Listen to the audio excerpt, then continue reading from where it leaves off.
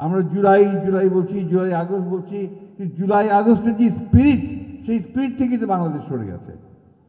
যে ঐক্য নিয়ে আমরা একসাথে একজোট হয়ে লড়াই করেছি, আমরা এখন লড়াই করছি নিজের ক্ষমতার জন্যে। এটা বাস্তবতা।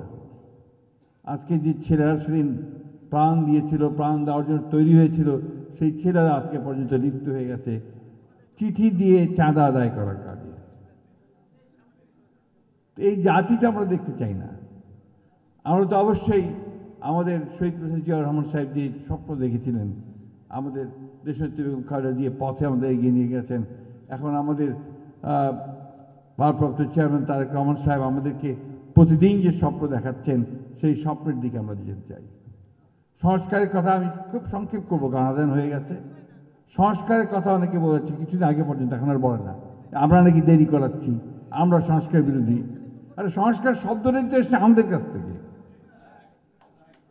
হ্যাঁ, আপনারা চিন্তা করুন যে শেখ মুজিবের একদলীয় শাসন ব্যবস্থা বাকশালের বিরুদ্ধে পরে প্রথম সংস্কারটা কে করেছেন? জিয়াউর রহমান। বহুদলীয় গণতন্ত্র নিয়ে এসছেন। প্রথম সংস্কার অর্থনীতি তিনি ক্লোজড ইকোনমি থেকে একটা আপনার মুক্ত অর্থনীতি নিয়ে এসছেন। পার্লামেন্টারি ফর্ম অফ গভর্নমেন্ট তৈরি করেছেন আমাদের নেত্রী দেশনেত্রী Begum Khaleda Zia, presidential form of government থেকে। এই যে আপনার মিডিয়ার স্বাধীনতা দিয়েছেন কে? শহীদ প্রেসিডেন্ট জিয়াউর রহমান। অর্থনীতিতে পরিবর্তন এবং আপনার পুরো যে একটা সংস্কার, অর্থাৎ আপনার এই যে গার্মেন্টসের, এরপরে বিদেশে মানুষকে পাঠানোর চাকরির ব্যবস্থা সবই করেছেন জিয়াউর রহমান।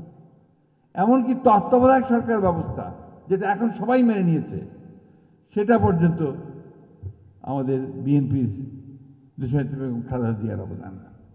সুতরাং সংস্কারটা আমরাই চাইছি।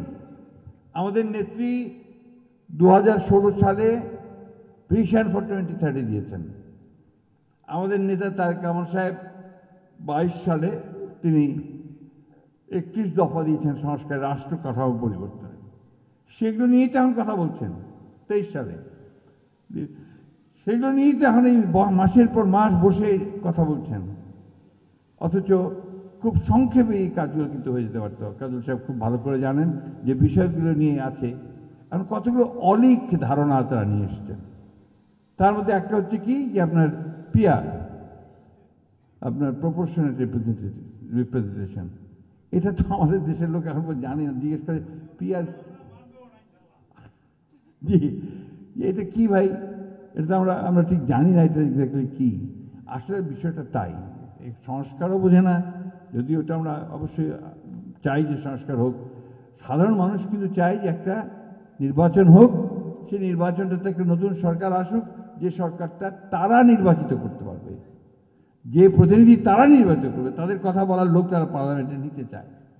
এ খুব সহজ হিসাব, খুব বড় হিসাব নেই এর মধ্যে। আপনারা দেখুন, গণতন্ত্রের সূতিকা গার্ড যেখানে বলি আমরা, ইংল্যান্ডে দেখেন অনেকে আছেন, প্রায় ইংল্যান্ড থেকে পড়াশোনা করে এসেছেন। এখানে তো এত সমস্যা নাই, এমনকি ভারতবর্ষে পর্যন্ত এত সমস্যা নাই। তো এই যে আপনার বিষয়গুলো তৈরি করা হচ্ছে, কেন এই বিতর্কগুলো তৈরি করা হচ্ছে, কেন? এর পেছনে কিন্তু আপনি যদি মনে করেন যে এমনি এমনি করা হচ্ছে, তা না। এর পেছনে একটা বিশেষ উদ্দেশ্য আছে। একটা মহল আছে যারা বারবার গণতন্ত্রের গলা টিপে ধরে। এমনকি শেখ মুজিবুর রহমান ওই কাজটা করেছেন, একদলীয় শাসন ব্যবস্থা করেছেন, তাই না? সুতরাং আমরা খুব পরিষ্কার কথা আমাদের, যে আমরা একটা লিবারেল ডেমোক্রেসি চাই। আমরা চাই যে আমাদের দেশের জনগণ তার ভোটের অধিকার ফিরে পাক, তার ভোটের অধিকার, সে ভোট দিক, ভোট দিয়ে তার প্রতিনিধি সে নির্বাচিত করুক, পার্লামেন্ট তৈরি হোক, সরকার তৈরি হোক, তারা চালাবে 5 বছর। সেই 5 বছরে যদি তারা ব্যর্থ হয়, না পারে, আবার নির্বাচন হবে, নির্বাচনে জনগণ তাদেরকে বাদ দিয়ে দেবে, অন্য দলকে দেবে, তাই তো? তো এই জায়গাটা যেতে এত তর্ক বিতর্ক কেন? আমি কিন্তু বাইরে বারবার করে শুনেছেন আপনার, বারবার বলছি যে না, কাজ হচ্ছে, কাজ করছে, হচ্ছে। আমি বলবো না যে হচ্ছে না, অবশ্যই কাজ হচ্ছে। কিন্তু আমার মনে হয় আর দেরি করা অধ্যাপক ইউনূসের সরকারের জন্য সঠিক হবে না। ফেব্রুয়ারি শুড বি দ্য ডেডলাইন। এর পরে হলে আপনি যে সম্মান নিয়ে এসেছেন এবং সমগ্র বিশ্বে আপনার যে সম্মান, সেই সম্মান ক্ষুণ্ণ হওয়ার সম্ভাবনা থাকবে।